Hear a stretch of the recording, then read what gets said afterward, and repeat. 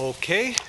I think that we can start. We have a quorum, so good morning. It's good to see so many familiar faces, also new friends.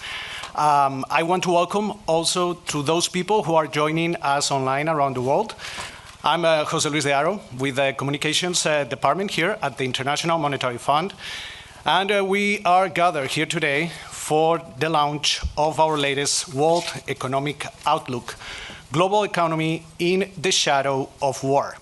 As usual, I hope that you all had access to the document. If not, I would recommend you to go to imf.org. There you're going to find the latest World Economic Outlook, but also Pierre Olivier's blog and many other additional assets that I'm sure that are going to be very helpful for your reporting. As you can see in our latest Global World Economic Outlook, we have a reference forecast, we have an adverse scenario, and a severe scenario. But what is best to discuss the granularity of the latest edition of the World Economic Outlook, that to be joined here today by Pierre Olivier Gourinches. He's the director of the research department, also economic counselor.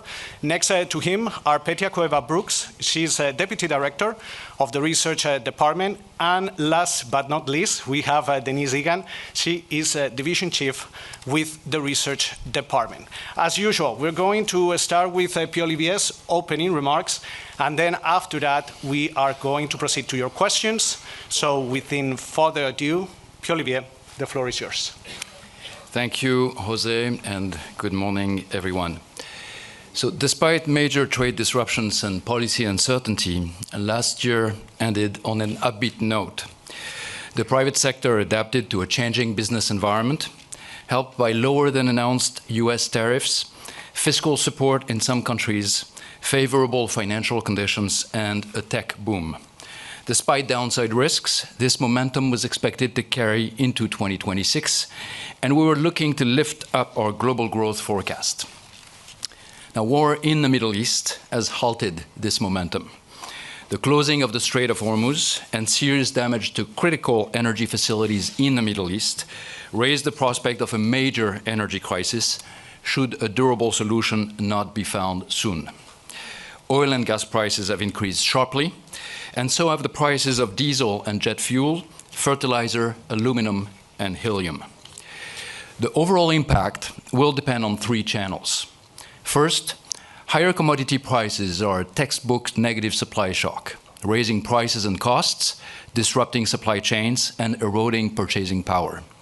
Second, these effects may be amplified as firms and workers try to recoup losses, risking wage price spirals, especially where inflation expectations are poorly anchored. Third, financial conditions could tighten, with lower asset valuations, higher risk premia, capital flight, dollar appreciation, dampening demand. Our report presents three scenarios.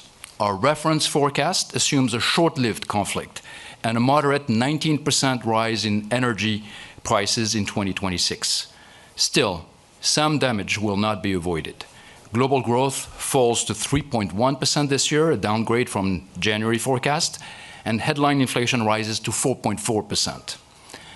Our adverse scenario assumes further disruption, leading to higher energy prices and inflation expectations and tighter financial conditions throughout the year. Growth falls to 2.5% this year, and inflation rises to 5.4%. Our severe scenario assumes that energy supply disruptions extend into next year, with greater macro instability. Global growth falls to 2% this year and next, while inflation exceeds 6%. Downside risks are clearly very elevated. Now, the impact of the war will be uneven. Low-income energy importers are highly exposed, especially those with pre-existing vulnerabilities and limited buffers. But the damage is most severe for countries in the Gulf. Today's shock echoes the 2022 commodity price surge. Then, central banks delivered a successful disinflation without a recession. Can we expect the same outcome now? There are reasons to doubt it.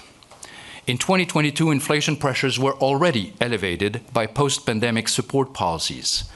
Today, underlying demand pressures have eased, though inflation remains above target in some countries, notably the United States.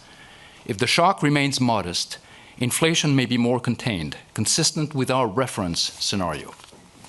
Still, the last episode left scars. Higher prices raised cost of living concerns and made inflation expectations potentially more sensitive to new price increases. And the 2022 surge reflected an unusually steep aggregate supply curve from supply bottlenecks, enabling disinflation with limited output losses.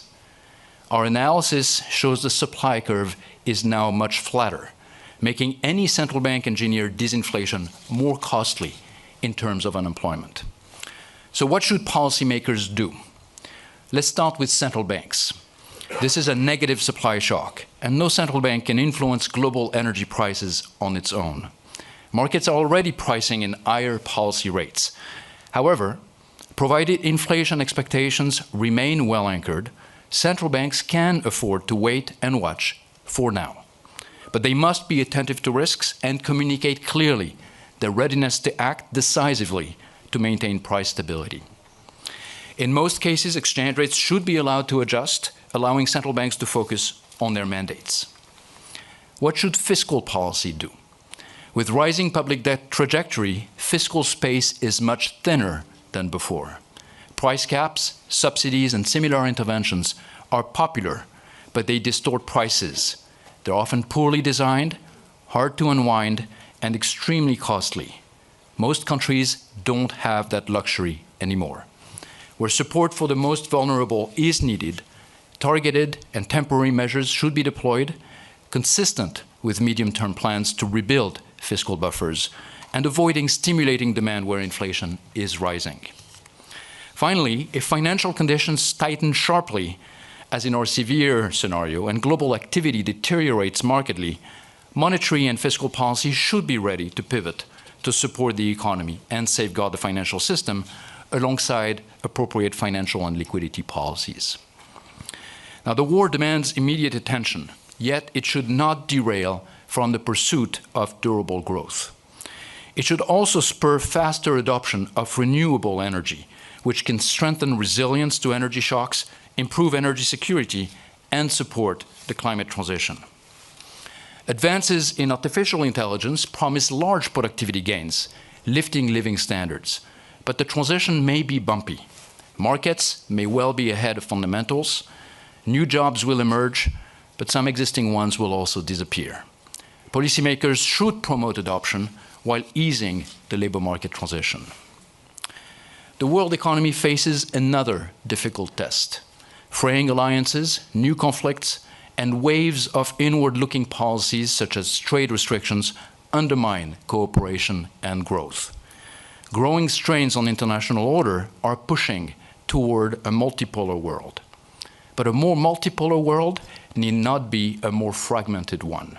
In fact, countries are finding new trade partners and forming trade agreements beyond traditional geopolitical lines. We should keep strengthening global cooperation. With the right policies, including a swift cessation of hostilities and reopening of the Strait of Hormuz, the damage can remain limited. Thank you. Thank you, Pierre-Olivier. And now we are going to turn to your questions, but let me remind some ground rules. If you have a question, please raise your hand and wait until I call on you. If I do, identify yourself and the media outlet that you represent. This time around, just to try to take as many questions as possible, I'm going to be rounding questions and grouping them, so stay tuned for that. Also, we are here to discuss the world economic outlook. Questions regarding programs, negotiations, or institutional matters are not for this forum, but basically you will have a chance to ask about those topics later in the week. So I'm going to start compiling some questions, global questions. So if you have global questions, I'm going to start with the lady on the second row there. Yeah. Stand up and identify yourself. Hi, good morning. Jorgelina Rosario with Bloomberg. I just wanted to ask, as there doesn't seem to be a resolution on the conflict in the Middle East, do you think that the adverse scenario is more probable now? And in that case, you still think that central banks should wait and see? I'm talking about the 2.5 growth scenario. And also, with all these shocks that the IMF highlights that are more permanent and they're coming more frequently, do you expect to, or are you thinking of updating the WIO more often throughout the year? Thank you so much. Thank you, Pierre. We're going to take another question. I'm going to go to the front here. Don't worry, we will go to more rounds, so stay patient. Good morning. Noor Ammasha from Asharq Bloomberg. Pierre, how concerned are you about the strong dollar at this point dampening the efforts of growth and inflation containment, especially that this strength of the dollar is increasing with all the inflation expectations? Thank you. Okay, another global question that will be the last. I'm going to go with the gentleman here. Barry Wood, the American Dispatch column, the Daily Friend. Pierre, you're an economic historian. How do you compare this oil shock with the two in the 1970s? Perfect. Olivier. So let me address these questions. So first on the scenario. So precisely because we are in a very fluid environment, and you can see the news every day, things are changing in a material way. We felt that we had to, instead of having a baseline, have something, our reference forecast, and then supplement that with other scenarios that would look at more extreme developments in energy markets. The reference forecast has as its core an assumption of a relatively limited conflict that gets resolved in the second half of the year, and then with energy prices that are normalizing in that second half of the year and then into next year. Very clearly, with every day that passes where we don't have a resolution, where the flow of oil and gas is more limited through the Strait of Hormuz, we're moving away from that scenario. But does it mean that that scenario is not relevant? Well, not quite yet.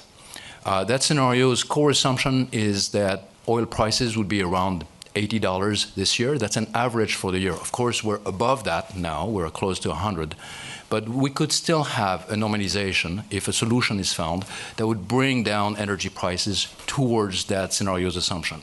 So I would say that we are somewhere in between the reference scenario and the adverse scenario. And of course, every day that passes and every day that we have more disruption in energy, we are drifting closer towards the adverse scenario. We're planning to update more frequently, where we are doing two full World Economic Outlook reports every year, the one that we're presenting today, then one during our annual meetings in October. But we'll also have two updates, one in July and one in January. And so our next rendezvous point will be when we have our WIO update in July. On the dollar and the impact that this may have, this is one of the channels through which financial tightening can affect emerging and developing economies. Typically, when we have uncertainty in the global economy, when there is a risk-off episode, investors look for safety. They move their assets towards safer assets. Often that means U.S. Treasuries or similar type of assets, and that is associated with the dollar appreciation. This is what we've seen in the wake of the war in the Middle East. It's been a modest appreciation by historical standards, but nonetheless, it's an appreciation. And that appreciation is creating inflation pressures in other countries. They see a depreciation of their currency from their end. And it also is tightening financial conditions because many of these countries have dollar liabilities. So that's certainly making things more difficult for them. And that's one of the channels that we explore also in our adverse and our severe scenario. Now, how does it compare to previous oil price shocks? I made a reference in my opening remarks to 2022. That's the most recent energy surge that we had on record. But of course, the reference to the 70s is also important. So let me make 2 points on this. First, our estimates right now is that if the conflict were to stop today, the oil shortfall for the year, including the fact that facilities have been damaged and it will take time for them to come back online, even if everything were to stop today, is comparable to the shock from the 1970s in terms of how much oil has been withdrawn from the market on an annual average basis. So the shock is comparable to the 1974 oil price shock. There are, however, two important differences compared to that shock. The first one is that the global economy is much less oil dependent now than it was back then. There are many other sources of energy, renewables, nuclear, and other things. And also, the global economy has become much more efficient in terms of how much it needs oil to produce GDP. And so that's a source of resilience, if you want. The second source of resilience has to do with policies. Back in the 70s, central banks looked first and foremost to try to support activity and not try to rein in inflation. And that led to macroeconomic instability, what was initially a relative price shock, the price of oil increasing relative to other prices, morphed into an inflation problem, all the prices and wages going up. Central banks have learned. They've built frameworks, they've become more independent, they've adopted frameworks that allow them to focus on price stability, and everyone knows that, and therefore they have, whether households or the private sector, inflation expectations remain fairly low because they believe central banks will deliver on their mandate. That's a critical difference with what we had also in the 70s, and that's something that is going to be important going forward. Thank you, Pierre-Olivier. We're going to go to another round of global questions, two quick questions, and then we will move into more regional ones. So I'm going to go the gentleman here in the second row. Красинков Кирилл, РИА Новости. Another question about the 1970s. Are there any lessons from that period that we could use to avoid any possible stagflation, especially if the conflict in the Middle East continues further? Thank you. And I'm going to move to the lady in the first row. Anica Taliskovic, Serbian National Television. If this looks like, is this a new 70s, does it mean that that shock will lead us into inflation, and does it mean that will lead us into interest rate growth? Do you want me to answer? Yes, please. Okay. Thank you. So these two questions are very related to the previous one that was asked. So the lesson from that period is you don't want to let an energy shock turn into an ongoing inflation problem. So this is why in my remarks I said, of course, central banks cannot do anything about the price of oil, but they can do something about preventing the emergence of wage price spirals, a de-anchoring of inflation expectations, and they're expected to do that. So they don't have to step on the brakes right away. They can afford for the major central banks, whether we're looking at the Federal Reserve, the European Central Bank, Bank of Japan, or the Bank of England, we don't necessarily think that they need to raise interest rates right away. But if they see signs that inflation is taking hold, that if they see signs that there are wage price spirals, if they see signs that households and businesses start expecting a more permanent and persistent inflation, then they will need to take action. And that's one of the big lessons that has been learned in the 70s and that we should not forget. The other lesson from that period is the importance, as I mentioned in my opening remarks, the importance of energy diversification. It's very clear that the best way, and that was something that a number of countries did already in the 70s, and many more countries will do now, is to find ways in which they can diversify their sources of energy, rely more on sources of energy that they can produce domestically. Often that means renewables, and so we're likely to see a big push in that direction. So inflation is going to be there. If you look at our forecast, we're projecting 4.4% inflation this year. That's headline inflation. And we're projecting a slight increase in core inflation. But under our reference forecast, this is expected to fade away into next year. And in 2027, we would be back on the disinflation path that we've been on for the last few years. Of course, if the shock gets larger, if the disruptions get more severe, then we could get more of an inflation shock that would last more into next year. And under our severe scenario, for instance, inflation would rise to 5.8% this year and 6% next year. So those would be much higher levels of inflation. Okay, I'm going to turn to WebEx first. I just want to remind everyone that we have reporters joining us on WebEx and through the press center. So I see Yikai, please, where coming? Yes, Goer, E-Time Media Group. A question on China. So growth in China for 2026 is revised upward by 0.2 percentage point relative to October to 4.4% this year. And it's a modest markdown compared to the January projection. So how do you assess the impact of this conflict on the Chinese economy and its resilience in weathering external shocks? Thank you. And before we answer this question, as we are in China, Asia, any other question in the room on the region? Please, the lady in the first row. Thank you. Karishma here from Business Today, India Today Group. You've mentioned that how fiscal space has shrunk and that's of course resulted in rising public debt. From emerging markets scenario for the Asia Pacific, say markets like India and rest, where do you see the policymakers to prepare such vulnerabilities? And I think you can answer. Okay. So on China, yes, we have a slight downward revision compared to our January forecast for China to 4.4%. We were projecting in January 4.5%. And it is an upward revision from October. The Chinese economy has been doing quite well in the last part of last year. And so some of this is a carryover, if you want, from the strong performance in 2025. But then, of course, there is some impact of the war in the Middle East. Some of the revision upward is also related to the reduction in tariffs that in January, following the decision by the US Supreme Court to rule out IEEPA tariffs, that lowers the effective tariff rate that the Chinese economy is facing, even if some of it has been replaced by Section 122. And so overall, that also helps the Chinese economy. And finally, there is some additional fiscal support that has been provided. So all of this together leads to a modest correction for the Chinese growth number in 2026 relative to what we had in January under the reference forecast. Now, the Chinese economy remains an economy that is expected to see its growth rate come down. So it was 5% in 25, now it's 4.4, and it's expected to be 4% in 27.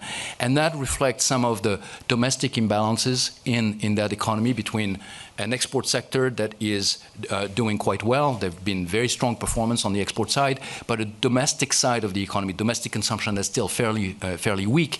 And going forward, that's becoming more and more of a headwind for the Chinese economy to try to grow essentially through the external sector, and there is a need to rebalance the growth drivers from the external sector to the domestic sector. That's something that we've emphasized in our consultations with the authorities.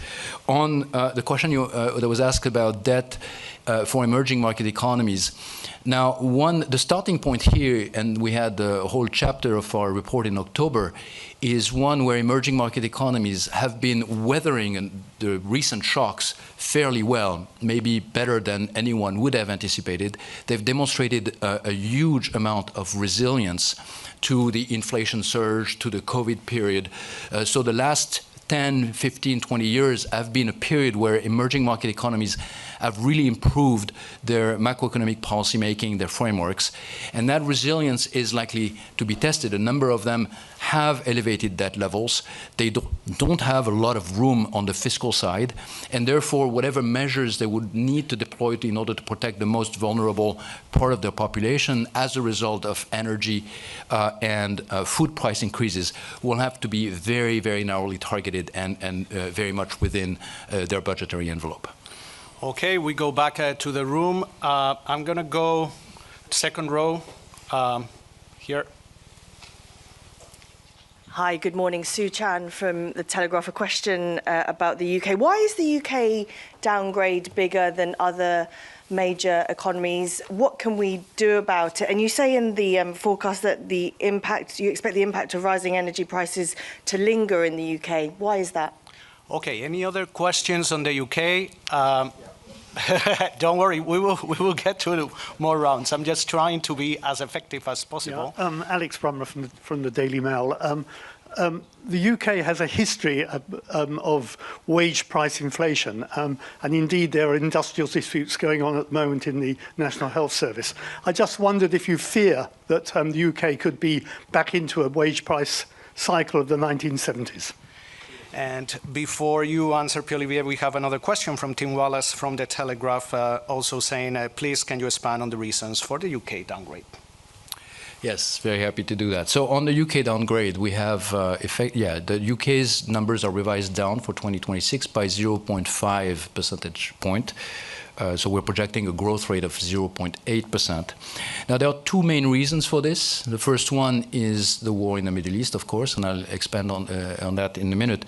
But there is also the fact that there was a relatively weak performance of the UK economy in the second half of last year. And the way the numbers are computed, there is what we call a carryover. So there is a kind of a shadow effect of that growth into 2026. And that also contributes to a lower growth number overall. But there is an expectation of a rebound in 2027, and growth is expected to be at 1.3%. Now, the impact of the war in the Middle East for the UK is, of course, coming through energy price, and in particular, gas prices. And the UK is highly reliant on gas for its energy mix. Now, a lot of this gas is produced domestically, but there is still a part of it that is imported. And the part that is imported is at market prices. It's much more expensive, and that kind of sets the price for energy in the UK in an environment in which gas reserves are relatively low when you compare them to other European countries. So there is more of a pass-through, if you want, of gas prices into wholesale prices of energy, even if households are protected temporarily because there are some measures in place. So there is an impact of the developments in the Middle East and disruptions in energy markets in the UK. Now, even we are revising up inflation for the UK as well. Headline inflation, we're expecting 3.2% next year, but we're not moving very much our estimate for core inflation. It's expected to be above 2%, but only marginally up from what we were projecting in January, around 2.7%. And the reason for that, and that's how I'm getting to the question about the wage price spiral, is the UK economy still has a negative output gap in our estimate. So there is quite a bit of slack, and that actually is moderating some of the wage pressures. Now, we'll have to see and watch how the increase in energy prices, especially when they get to consumers, whether that translates into a different dynamic. But right now, there is little evidence that there are strong wage pressures in the UK economy, and therefore, under the reference forecast, our estimates of core inflation are not increasing too much. Okay, we have a question regarding Europe that comes from Gianluca di Don Francesco Il Sole 24 Ore. Will it be right thing to do for the EU to put on hold its stability pact? That's one. Any other questions regarding European countries in the room? I'm going to go to the gentleman there. Yes, Hugo Dixon, Reuters. I have a question. Have you done an analysis of if there are tolls on the Strait of Hormuz, whether that will be primarily absorbed by the consumers in Europe and elsewhere, or by the producers? I think we can go ahead. Right. On the question of the EU Stability and Growth Pact, I mean, our assessment is that a number of European economies really need to rebuild their fiscal buffers, bring their deficits, especially their structural deficits, down. And they are on their way doing that under the EU rules. It's a multi-year plan, so they have objectives in 2029, 2030, 2031. They don't do it in one go, but they are on their path to get there. And it's very important to stay the course. It's very important to continue rebuilding those fiscal buffers, not deviate, not suspend the rules, because there is the energy price shock. And if measures need to be taken, again, to support maybe the most dependent or the most vulnerable categories of households or some businesses maybe that are more dependent on energy, then those measures can be implemented, but they can be very, very targeted. They can be very temporary as well. What we've seen in the 2022 episode is a number of measures have been adopted, often very costly, 2 to 3% of GDP in many of the countries that adopted support measures that were financed by deficits, financed by debt, and often not removed as soon as the crisis is abated. People like it when they get a subsidy or a cut in energy prices. It's politically difficult to remove them. So they need to be very clear rules on how they are removed. On tariffs and tolls on the transit shipments through the Strait of Hormuz, we haven't done detailed analysis on this. I would just venture that in an environment in which there is a very inelastic energy supply, I would think the incidence is on the consumers, not on the producers. Okay, we go back to the room. I'm gonna see the lady on the first row.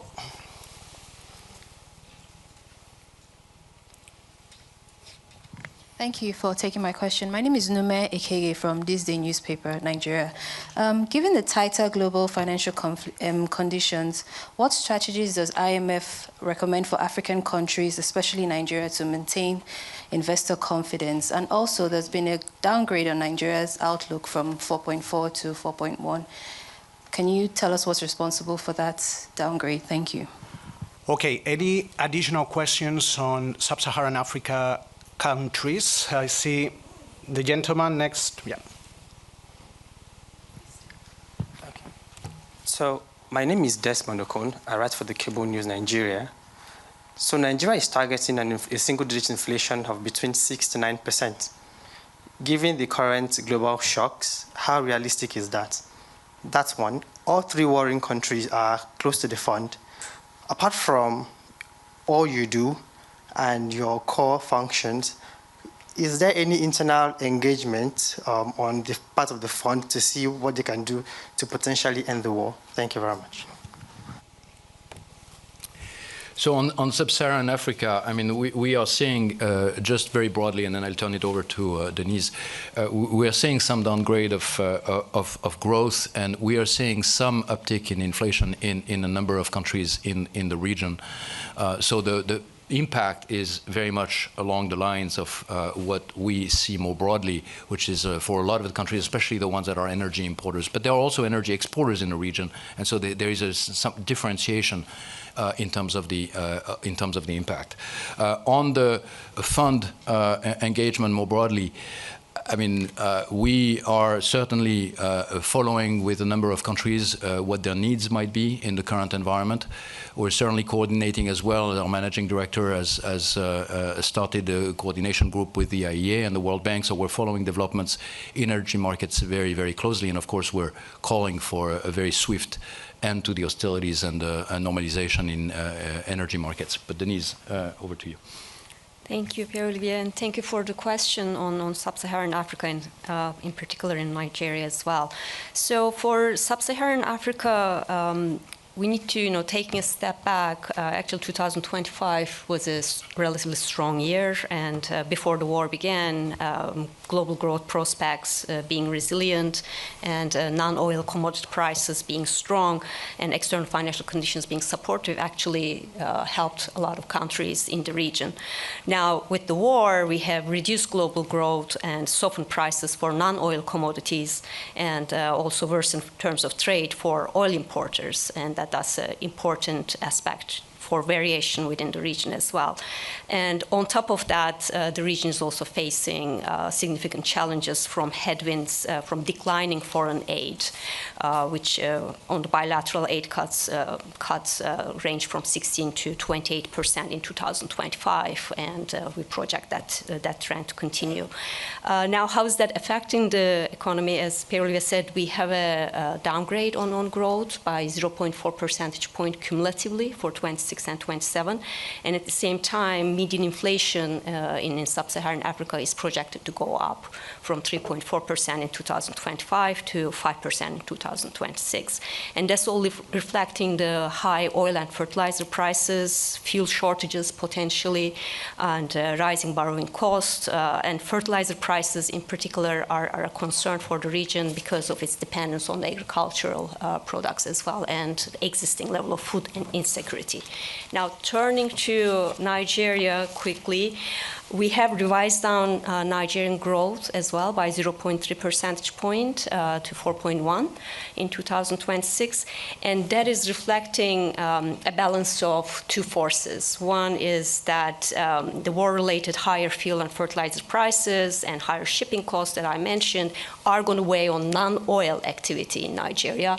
There's some offset coming from higher oil prices, but at the end of the day, the balance is for weighing on growth in 26, with some recovery built in 2027. As far as inflation developments go, we believe that tight monetary policy and remaining data dependent and watching very carefully both exchange rate movements and inflation expectations is going to be crucial to achieve the inflation target of the central bank. Okay, we have 10 minutes and 2 regions to cover. We're going to go to the Middle East. I'm going to go first to WebEx. I see Doha in the WebEx. So Doha, please come in. Hello, Jose. Thank you so much for taking my question. Good morning, Pierre, Petia, and Denise. Happy Easter all, and good morning for all colleagues. I have 2 questions. My first one is the MENA region. Pierre, you have said that the impacts of the regional war will be severe on the oil exporters in the region. What about the oil importers in terms of the debt, inflation, and GDP growth expectations? My second question is a country-focused one. It's in Egypt. The report showed that the IMF has reduced its projections for the GDP growth for the country amid the ongoing war. Could you please elaborate more on that? Thank you so much. Any other questions in the room? I see Kyle there, and then I will try to bundle another one. If it's on the Middle East, then we will go to Western Hemisphere and Latin America. Please, Kyle, go ahead. Good morning, Kyle Fitzgerald with The National. Thank you for taking my question. I just want to go back to what Pierre-Olivier said earlier, that we're sort of drifting closer to this adverse scenario. So how do you imagine this adverse scenario playing out in the Middle East, both regards to the short-term and the medium-term outlook? Thank you. Any additional question? Gentleman here. Good morning. I'm Fabrice Naudelonga from Le Figaro, based in Paris. Could you elaborate a bit about the figures you give for Saudi Arabia? Of course, you downgrade its growth forecast, but it still should grow in the reference scenario by over 3%. How do you explain this? And can you elaborate a bit about the very severe figures you give for Qatar and Iraq? Thank you. Yes, thank you. So, of course, the MENA region is very heavily affected, and you can basically think of, broadly speaking, 3 groups of countries. You have the conflict countries, and that includes a number of energy exporters, but really the dominant force for them is the fact that they are in the path of war right now. And that leads to very significant downgrades and sometimes even negative growth rates for a number of them. Then you have energy exporters that are not necessarily in the conflict region. They can benefit from increase in energy prices, even though their population might also be affected by some of the effects of the energy crisis in the form of higher energy prices or potentially food prices down the line. And then you have energy importing countries in the region, and they're affected like many other countries around the world through higher their reliance on energy coming from the Gulf region, and how it's affecting both the cost of energy, transportation, and potentially down the line again, food prices. So that's kind of the broad overview. The adverse scenario would make things worse. The adverse scenario assumes that energy prices are higher than what we have in the reference forecast. It's still a relatively short-lived disruption, so we're expecting energy prices to normalize in 2027. back to around $75 a barrel for oil, for instance, but a more acute and more severe disruption. And of course, the countries in the region are going to be more severely affected. Now, on the more granular country-specific, I will turn to Petya. Thank you. Let me start with a question on Egypt. There we have downgraded our forecast for this year in 2026 to 4.2, which is a downward revision of 0.5. And like other energy importers, Egypt is among one of the countries affected by the developments by the war, and the higher oil prices are going to reduce real income. They're going to dampen consumption, and also the uncertainty is going to affect investment. So these are the main factors behind the downgrade, which is, by the way, not only for 2026 but also for 2027. Now, when it comes to Saudi Arabia, we saw very strong growth there in 2025, which was boosted by the rebound in oil production then, as well as non-oil activities. But then this year, with the start of the war, we have a significant downward revision in our growth forecast. The revision is in the order of about 1.4. So the growth rate that we right now have for 2026 is 3.1.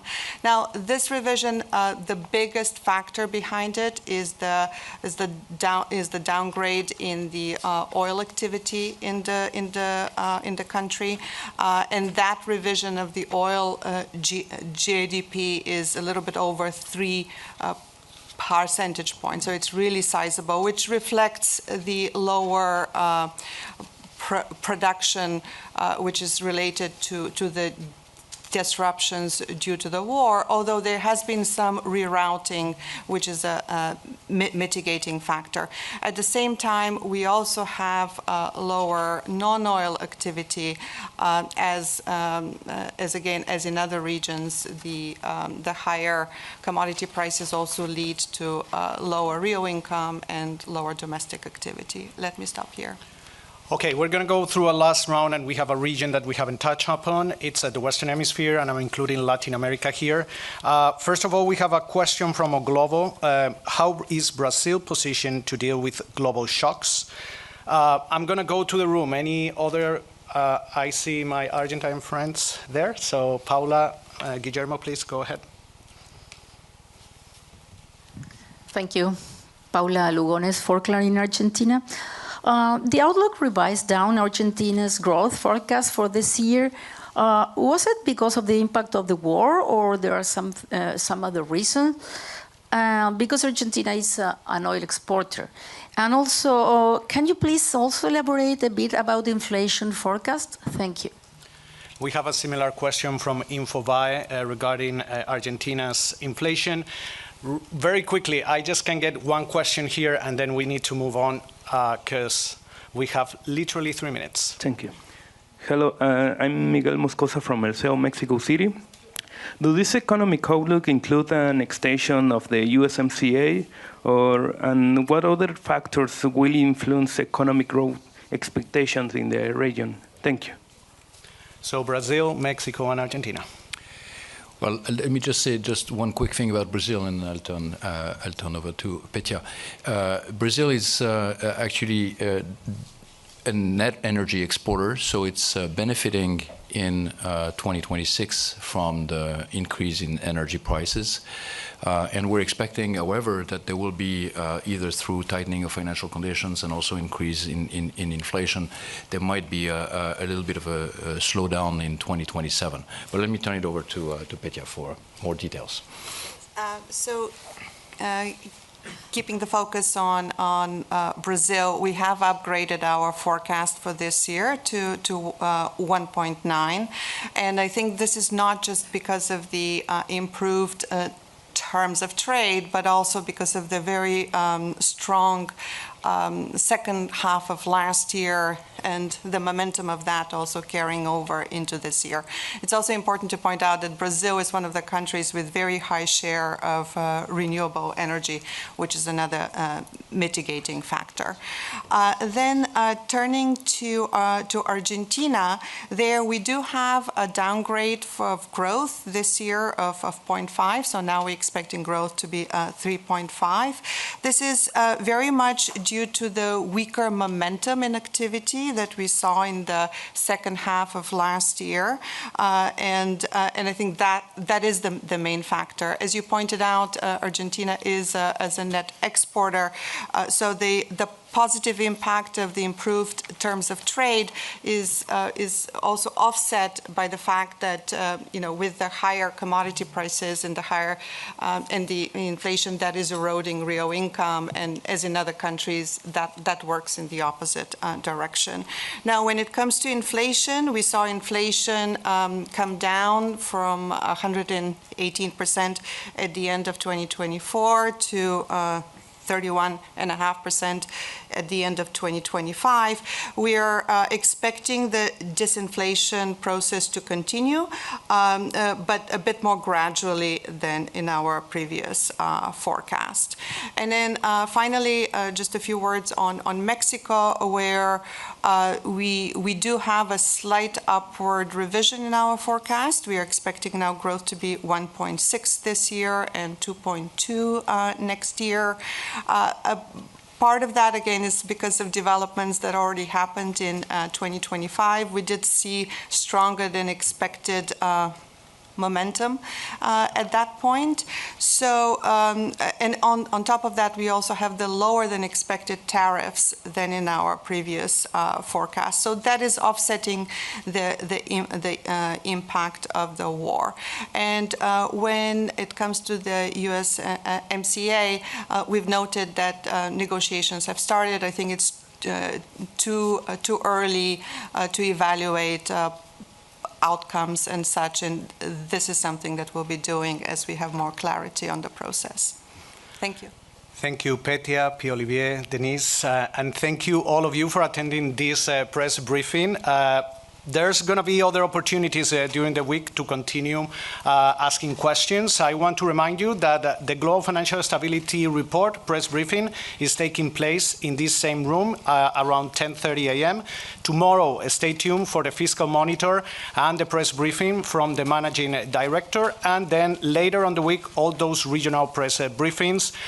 On behalf of Pierre-Olivier, Petya, Denise, the Research Department, Communications Department, thank you very much. Any questions, comments, feedback, media@imf.org. Thank you very much.